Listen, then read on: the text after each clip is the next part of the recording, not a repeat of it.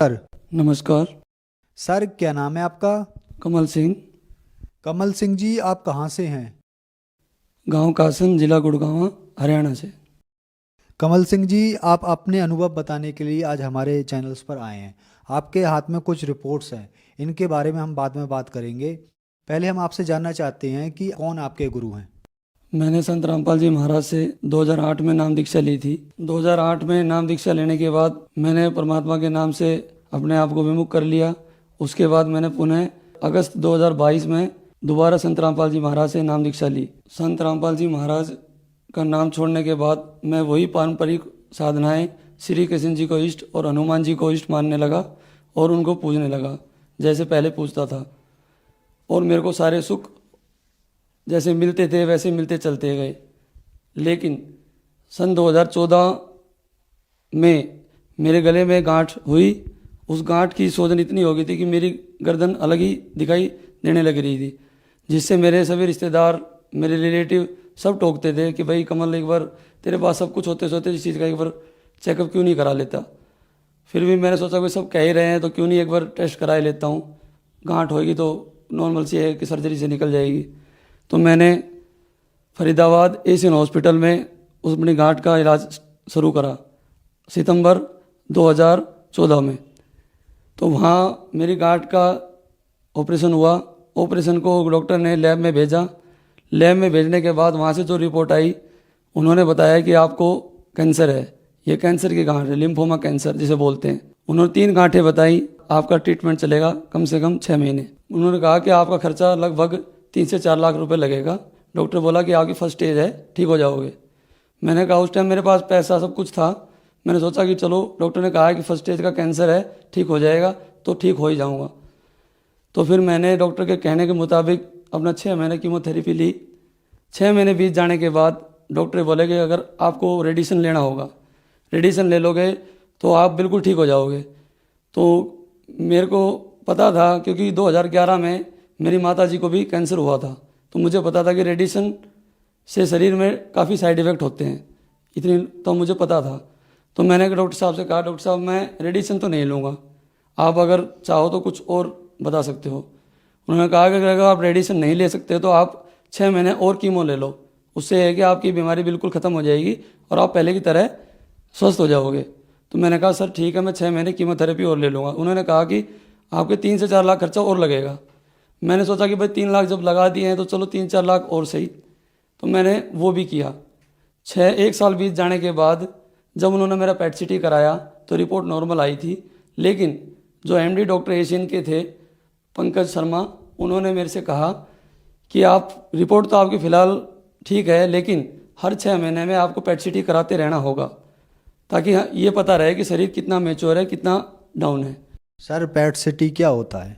पेट सीटी पढ़ा लिखा समाज है। पेट सीटी एक ऐसी क्रिया होती है जिसका शरीर के अंदर, मशीन को शरीर के अंदर डाला जाता है और उससे ये पता लगाया जाता है कि शरीर में की गांठें कहाँ तक हैं, मतलब बीमारी का परिणाम क्या है, ये जानने के लिए। उसके बाद मेरे को ऐसा लगा कि इन्होंने मेरे को स्टार्टिंग में ये कहा था 3 से 4 लाख, फिर इन्होंने कहा कि 3 से 4 लाख, और ऐसे करते करते मेरी 1 साल में मेरी बीमारी के पीछे कम से कम 10 से 12 लाख रुपया खर्चा आ गया था, अगर मैंने उस चीज़ का जब सही ढंग से बैठ के अनुमान लगाया तो। फिर भी मैंने ये सोचा कि पैसे लगाने के बावजूद भी आज मुझे ये परिणाम मिला है कि डॉक्टर की तरफ से मुझे कोई संतोषजनक जवाब नहीं मिला कि आप पूर्णतः स्वस्थ हो। तो मैंने अपनी भक्ति साधना जो मैं करता था वो करता रहा और मैंने कोई इलाज नहीं कराया। फिर उसके बाद धीरे धीरे जैसे जैसे मैं अपना जो फाइनेंस का काम करता था उसमें भी मेरे को लॉस हो गया। कम से कम मैं 30 से 40 लाख रुपए कर्जे में चला गया। ऐसे चलते चलते मेरे को बहुत ही डिप्रेशन और बहुत ही मानसिक तनाव होने लगा कि लोगों का कर्जा मैं कैसे दूंगा, किस तरीके से दूंगा। इधर बीमारी और इधर मेरा जो बिज़नेस था वो भी मेरा ठप हो चुका था बिल्कुल, जिससे मैं काफ़ी डिप्रेशन में आ चुका था। लेकिन मैं किसी को बताता नहीं था, लेकिन अंदर ही अंदर अपने आप को बड़ा दुखी महसूस करता था। फिर भी मैं इस चाह ये मैं लगा रहता था कि शायद भगवान कभी मेरी सुनेगा किसी तरीके से। जिसने जो बताया, जो भी तांत्रिक ओझा, सबके पास मैं गया शांति निवारण के लिए, ताकि किसी ने कहा कि आपके ऊपर शनि की ढैया है, शनि की 7.5 है, कभी कुछ कभी कुछ। तो मैं ये सब करता रहा। मेरे को संतान में लड़के सुख नहीं था। मेरी शादी को 12 साल हो चुके थे। 2018 में मुझे पुत्र की प्राप्ति हुई, तो मैं अपने आप को ये सोचने लगा कि शायद मेरा अब समय सही आ जाएगा, लेकिन ऐसा नहीं हुआ। समय को कुछ और ही मंजूर था। सन 2021 में आते आते मेरे ऊपर कर्जे का भार इतना हो गया कि मैं 50 लाख के कर्जे के नीचे आ गया था, लेकिन मैंने किसी को बताया नहीं। खुद अपने अंदर मेंटेन करता रहा, चलता रहा कि शायद ही कभी ना कभी भगवान मेरी सुनेगा। इस चाह में मैं चलता रहा। अगस्त 2021 में मेरी लड़की, जिसकी उम्र मात्र 8 साल थी, वो सेकंड फ्लोर से नीचे गिर गई। मेरे ऊपर दुखों का इतना भयंकर पहाड़ टूट गया कि मैं बता नहीं सकता। उस टाइम पे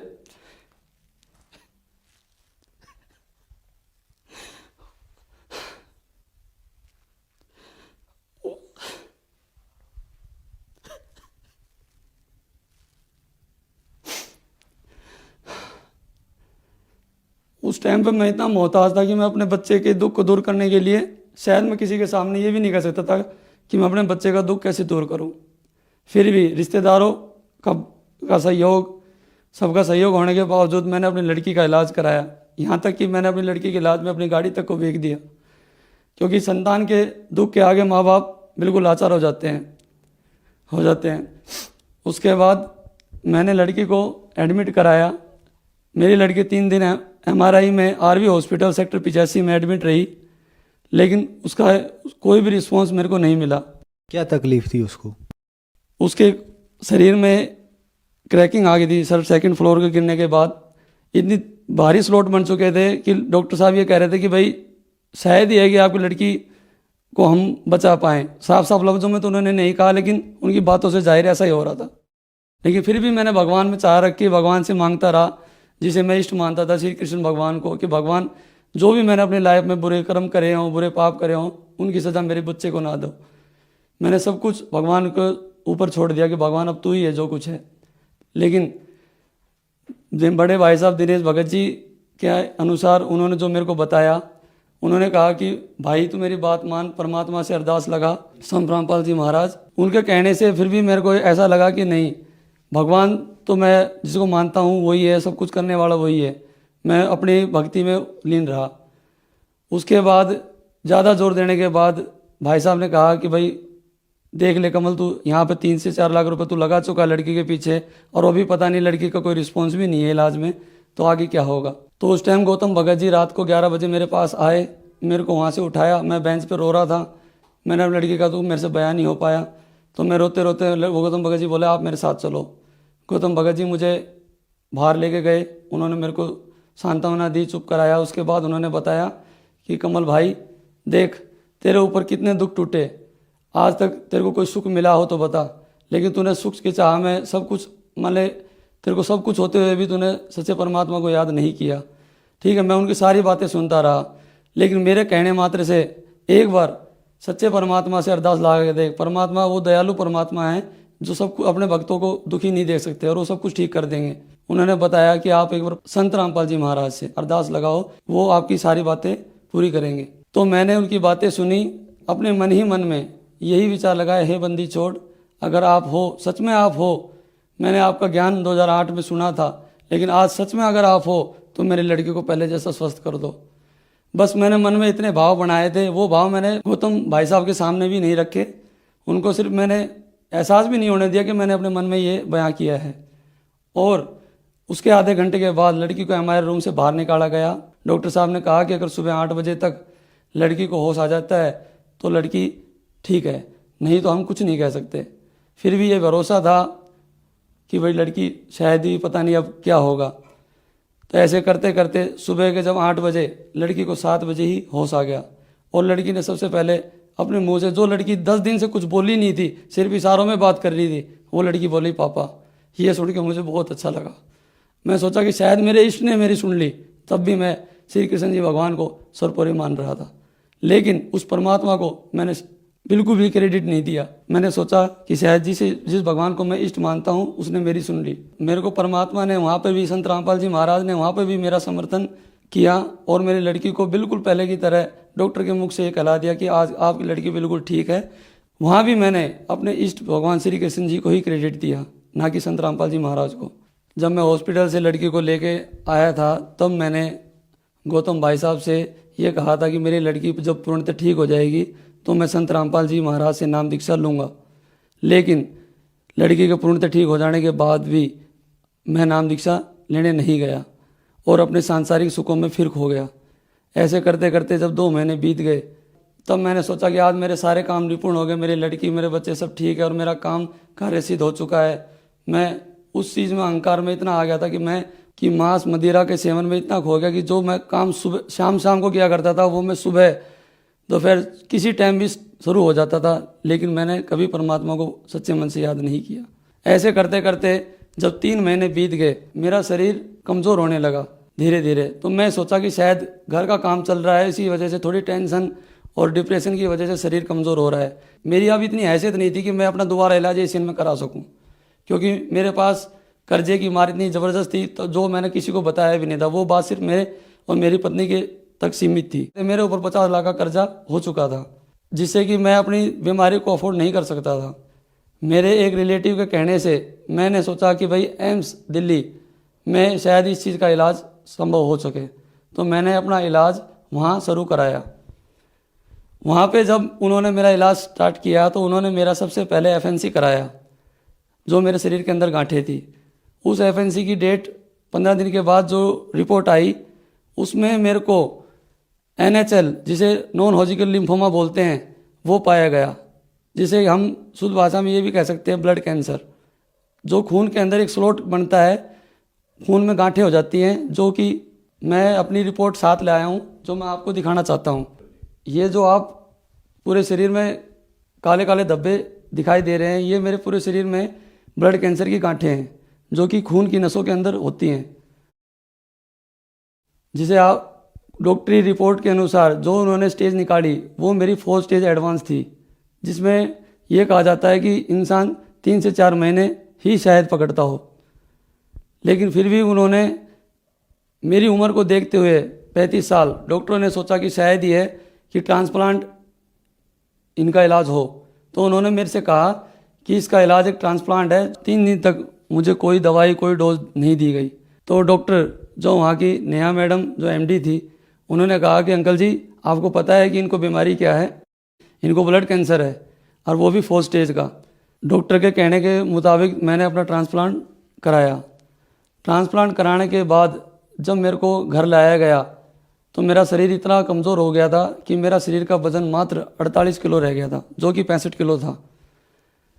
मैंने सोचा कि आज मैंने ट्रांसप्लांट करा लिया है जो डॉक्टर के मुताबिक जैसा डॉक्टर ने बताया था, तो मैं ठीक हो जाऊंगा।